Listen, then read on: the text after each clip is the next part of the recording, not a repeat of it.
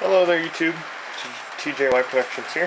Figured I'd do a quick layout update of just some new things I got going, so let's get started.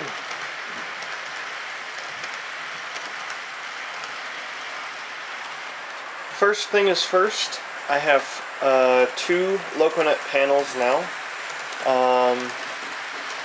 One of them is this one right here. It's a UP5, just a standard Digitrax panel. You plug into it. I've positioned it halfway on the front of my 4x8 right here. This gives me the most reach with this. As you can see, I can go clear past the other end of the table and still have it plugged in, which is really nice. Except I don't even have to do that because I have the infrared UR90 panel, which only cost me a little over $30 from Hobbytown. As you'll notice, when I have the throttle plugged into the UP5 panel or my DCS51 down below, every adjustment I make, the net light will flash, followed by the responses on the track. If I unplug it with the 9-volt battery in the throttle, every adjustment I made will be followed by the IR, or the infrared light flashing, so you know that you're getting a good signal. So just to demonstrate that, this one here is the train which is running now, and I can throttle it down and you'll see the infrared light flash, and you'll hear the train come to a stop slowly based off how I programmed it.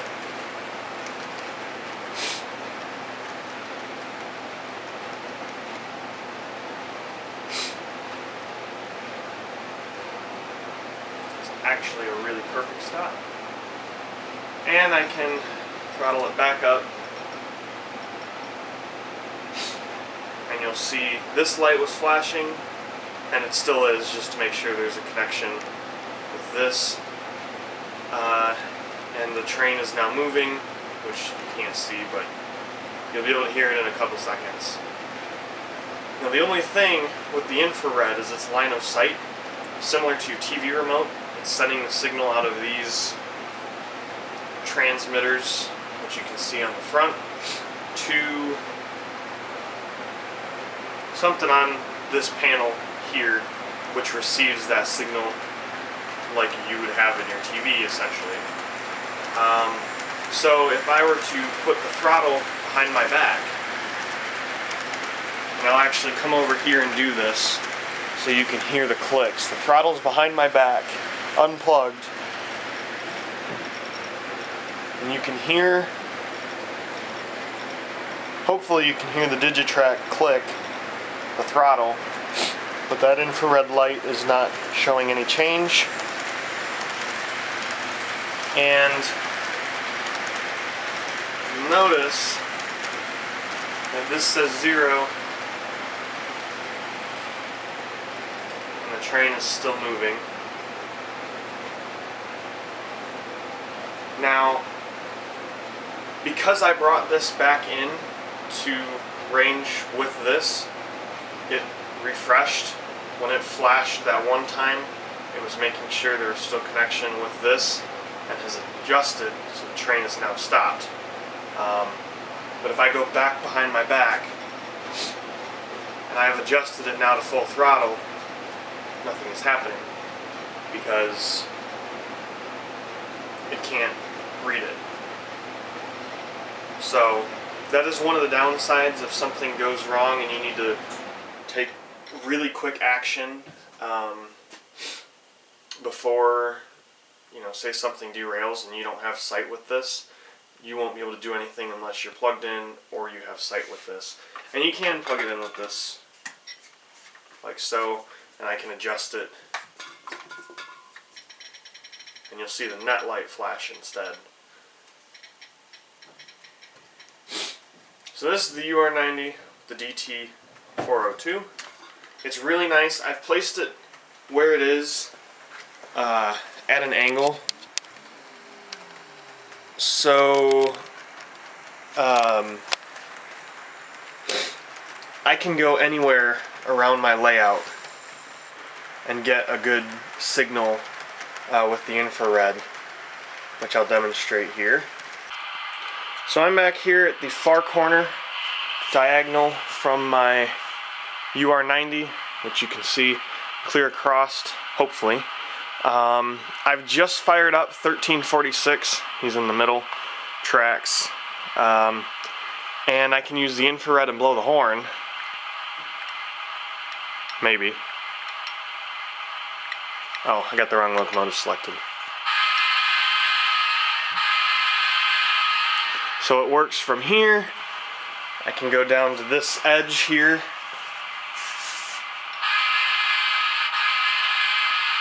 And it'll work. And I can even go back around the other side.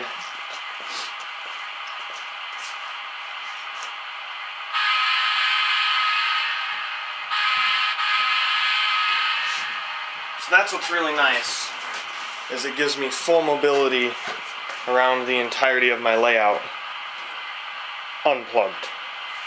So I'm holding the other cord, the end of the cord in my hand, which is really nice when I'm doing switching on this inner track, which is the next part of my update. I bought 2 Pico Insel Frog switches, and I've did some soldering around to get a hookup, except for these tracks down here still need to be hooked up.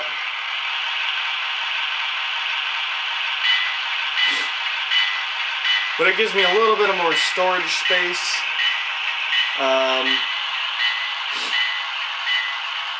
So it works out really nicely. The lead here, I can fit this locomotive with 2 cars. So it is a little snug, and it makes for a challenge when putting away a whole freight train, for example.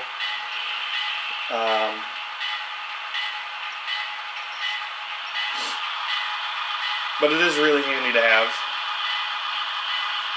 And because I have the infrared, I don't need to be plugged in to do anything. I can unplug the LocoNet cord and be able to walk around my layout without restriction.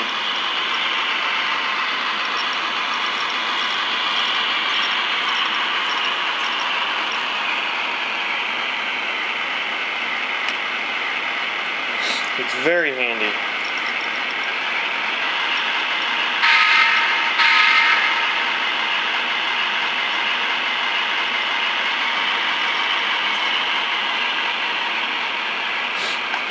So that's one of the other things. I bought these at the train show in Rockford just this past weekend. I still have to do something about the switch up here where these 2 tracks meet, because it is not Insel Frog, it's Electro Frog, although I don't even know if it's a Pico switch. I don't think so. But this, the way being that it is, it's just, I need to get something to cut here, as well as probably connect each of these points to these inner rails here to make sure there's a good connection with that. It'll probably solve a lot of problems, but it's a lot of work and I don't really have the tools to make that happen, so that's just whatever.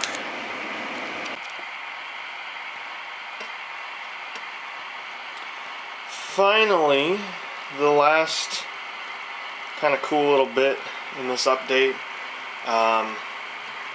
actually comes in the form of a very, very handy tool. If you don't own one, I strongly recommend it. They will save you a lot of time, especially if you have a small layout and you want to build trains quickly but don't have room to store them. This is a great way to get trains up and moving again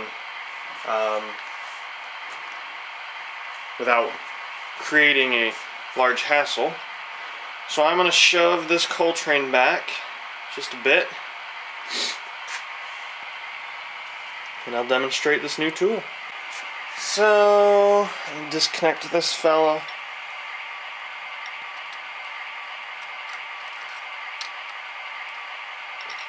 Get him out of the way. Whoops.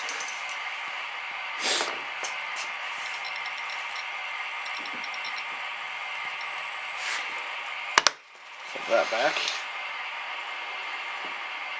Alright, and I'm going to imagine that all these coal cars aren't on the layout.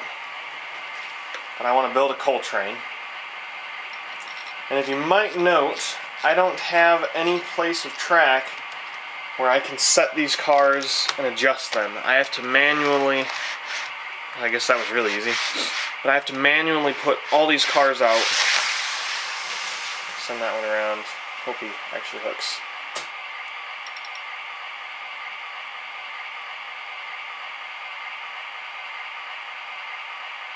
Cool, that one worked. So to save myself a lot of time, I bought this piece from Kato, and it's a HO scale Rerailer. So all I have to do is set this on the track like so, and I can take any car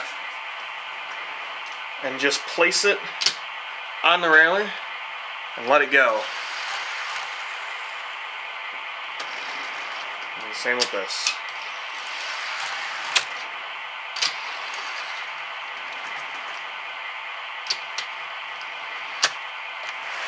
Push those out of the way. It really makes life a lot easier. It doesn't look tacky like the Rerailer piece of track does, that a lot of people will use as railroad crossings, which, not gonna lie, wouldn't be too miserable to have, but this is just super convenient. You don't have to slide them back and forth, just place and roll. And in a matter of seconds, I have built my coal train, which is now ready to roll. So I just pull the Rerailer off, put it away, or not, in my case, because I'm lazy and unorganized. And that is how I build my trains. So, say I don't want a freight train and a coal train, I can put all the cars away somewhere, and when I want to make another train again, it's a breeze to just swap them out. Take them off, roll them on, using this, save a lot of time. It's very handy. Like I said, if you don't own one, I strongly recommend it. They're very nice. You can build big trains very quickly. One of the things to make note of, longer cars can be just a little more work just because they're longer. And I'll demonstrate that here in a second. As soon as I get this out of the way.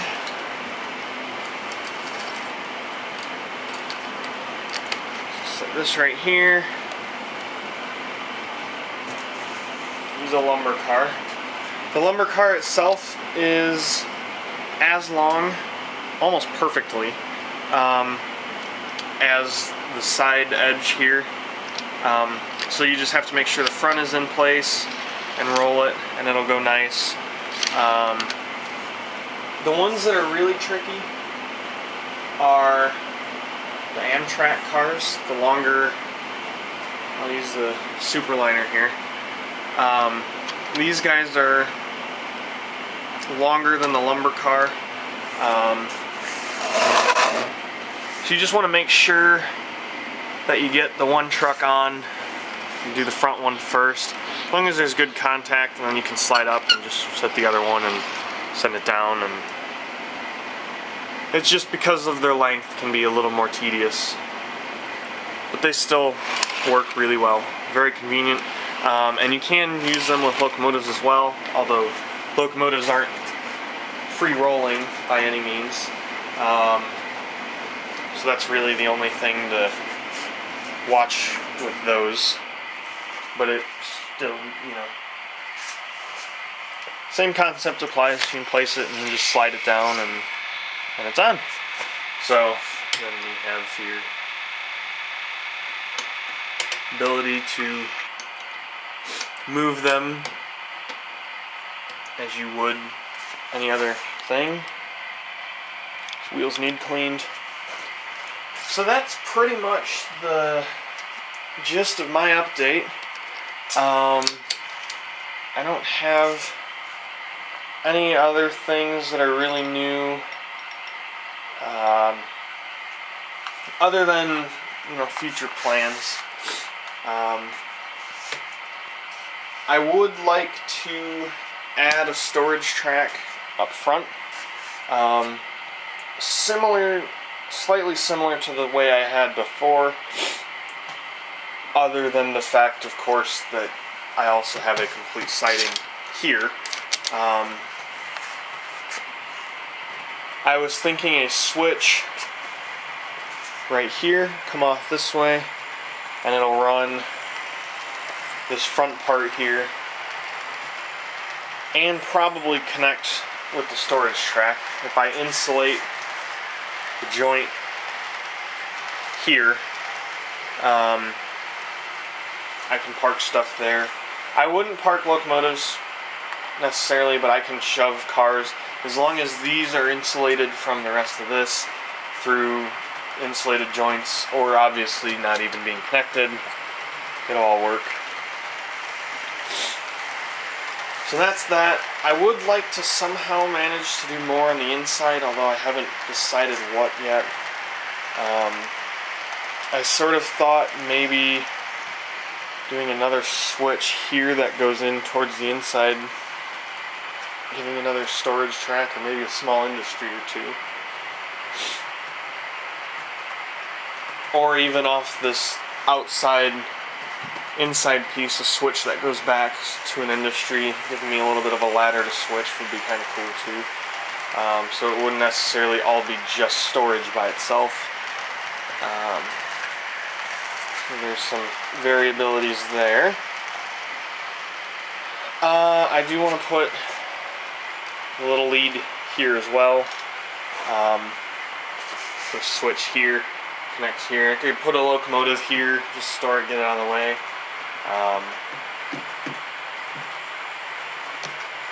My goal is to get a passenger locomotive with DCC, whether it's installing a decoder somehow into like this or the P42, and then so having this front track will allow me to leave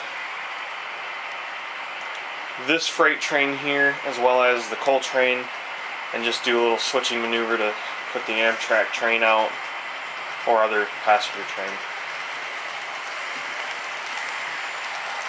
So that's kind of where I'm at with that.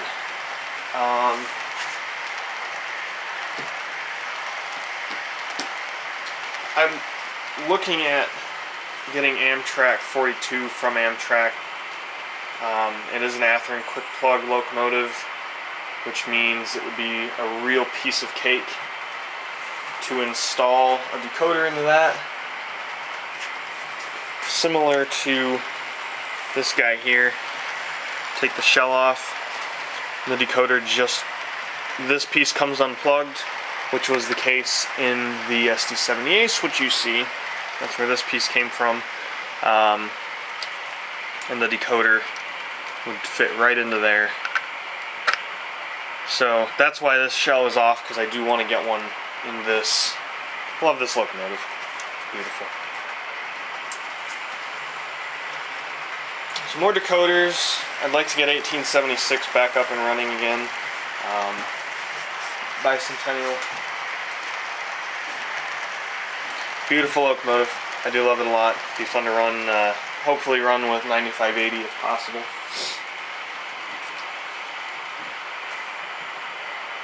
Intermountain emailed me back about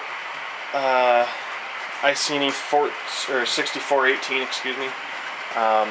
They said I can send it back on warranty and they'll check it out, either replace the decoder or locomotive or something like that. I haven't committed to it yet, but I probably should if they're willing to replace it. So yeah, that's where I'm at with that. So yeah, I'm thinking another switch or two, and then start some scenery, maybe build a little industry, give myself something fun to switch.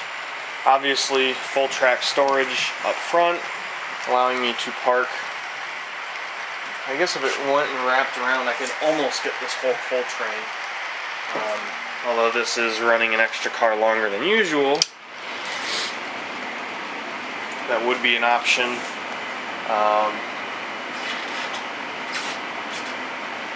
I did break apart this freight train and put it there. I fit almost everything, and I had to do it 2 cars at a time, so it was a bit tricky. But it was fun, a neat little challenge. Nothing exciting, of course, because I wasn't doing a bunch of moves. And seeing as I don't have these 2 tracks powered, these are actually insulated joints, except for this one. But this outside one and the 2 in here are insulated, so I just have to solder and get power to those. Get it there. Alright. But rolling cars down it is a piece of cake. That's what I did. So pretty much sums up this update.